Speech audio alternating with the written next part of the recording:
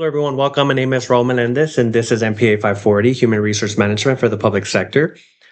This presentation will consist of building a high-performing multi-generational workforce for the proposed Department of Community Access and Navigation.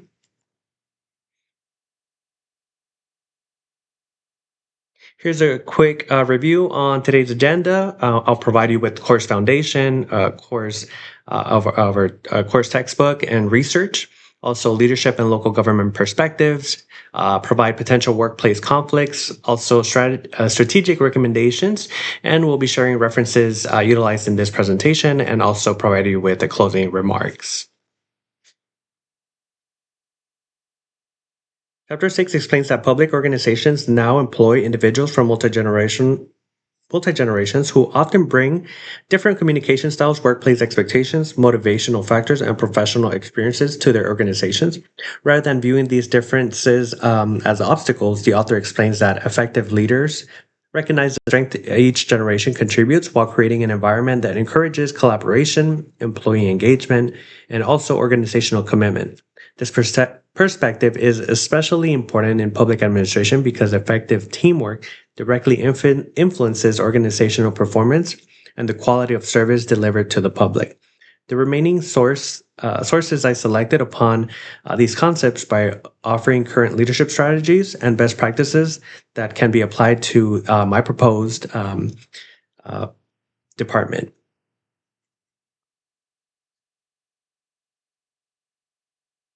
For example, the Society for Human Resource Management Guide, a guide to leading an effective multi-generational workforce, emphasizes that effective supervisors avoid making assumptions based solely on age and instead focus on each employee's individual strength, communication, preferences, and professional goals. The organization also explains that leaders strengthen multi-generational teams by providing flexible communication methods, ongoing professional development, and opportunities for employees from different generations to collaborate and learn from one another. Applying these ideas to DCAN would be especially valuable because community navigators, analysts, supervisors, and administrative staff will regularly coordinate with multiple county departments, and community partners. Establishing clear communication practices while respecting different work styles can strengthen collaboration and improve the department's ability to deliver coordinated public services. From a leadership perspective, Cullinson and Hadeen 2023 in their Harvard Business Review article, Best Practice for Engaging a Multi-Generational Workforce, explains that effective leaders avoid relying on generational stereotypes and instead build trust by recognizing employees' individual talents, experiences, and contributions. Creating an environment where employees feel respected and comfortable sharing ideas encourages innovation, collaboration, and stronger organizational performance.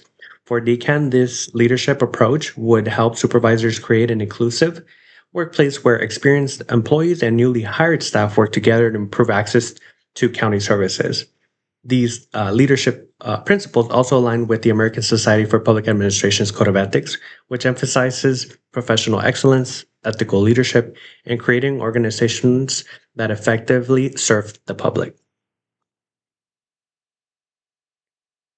From a local government perspective, Lawson 2016, in the International City County Management Association article, Shifting to a Next Generation Workplace, explains that many experienced public employees are approaching retirement while organizations continue recruiting younger professionals who bring new skills and perspectives.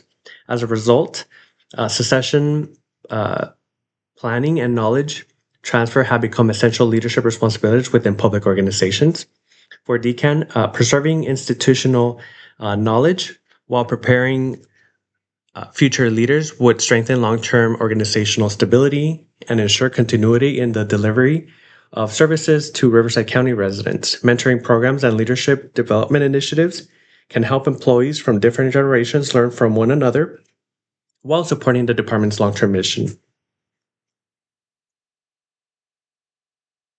Ginn and McDonald 2017, in their article Understanding Employee Engagement in the Public Sector, the Role of Immediate Supervisor, Perceived Organizational Support and Learning Opportunities, found that organizations benefit when experienced employees share institutional knowledge, while their newer employees contribute fresh perspective technological skills and innovative approaches to problem solving. The authors also highlight reverse mentoring as an effective strategy for strengthening communication, increasing employee engagement, and promoting continuous learning across generations. These findings are especially relevant to DCAN because the department would rely on employees working together to coordinate services across multiple county departments and community organizations. Creating opportunities for employees to learn from one another would strengthen collaboration while improving the department's ability to deliver responsive and coordinated public services.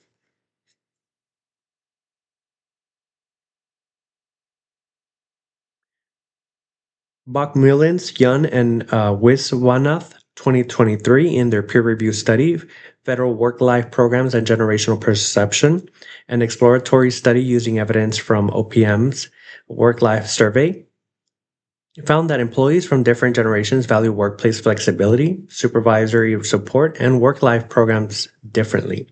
The research also found that supportive workplace practices improve employee satisfaction and organizational commitment while helping reduce employees' intentions to leave public service, particularly among younger generations.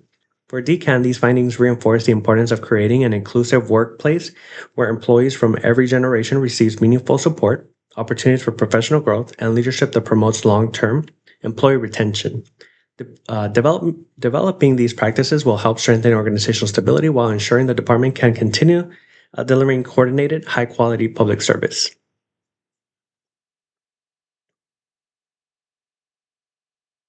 Two possible workplace conflicts applying the literature to the proposed Department of Community Access and Navigation, or DCAN.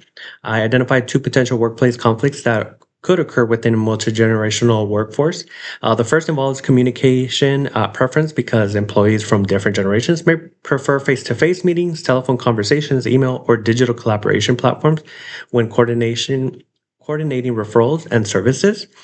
Differences in communication styles can sometimes create misunderstanding or delays in service coordination, even when employees share the same commitment to service the public. A second potential conflict involves technology adoption, as some employees may quickly embrace new electronic referral systems or case management softwares, while others prefer established processes that have proven effective over time. Neither perspective is inherently right or wrong, which is why effective leadership should focus on building understanding, encouraging collaboration, and supporting employees through organizational changes rather than allowing these differences to become a barrier. Two recommendations based on the information presented throughout the literature. I would recommend two strategies to strengthen a multi-generational workforce for DCAN. First, implementing mentoring and reverse mentoring programs would allow experienced employees to share institutional knowledge, community relations, and county procedures, while newer employees contribute technological expertise and innovative approaches to service delivery. Second, providing continuous training through multiple learning methods, including instructor-led training, online learning, written resources, and hands-on practice would support employees with different learning preferences while reinforcing consistent organizational expectations. These recommendations also supported by Chapters 9, emphasis on continuous employee development, and aligned with the American Society for Public Administrators Code of Ethics, which emphasizes professional excellence, ethical organization, and continuous improvement in public service.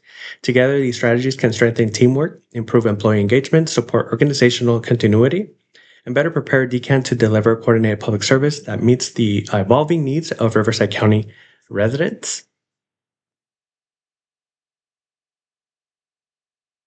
The following references were used to develop and support the content in this presentation.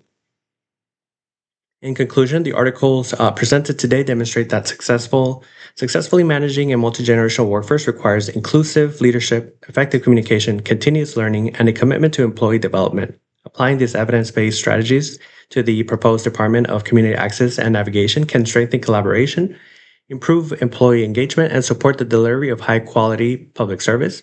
Thank you so much for watching this presentation.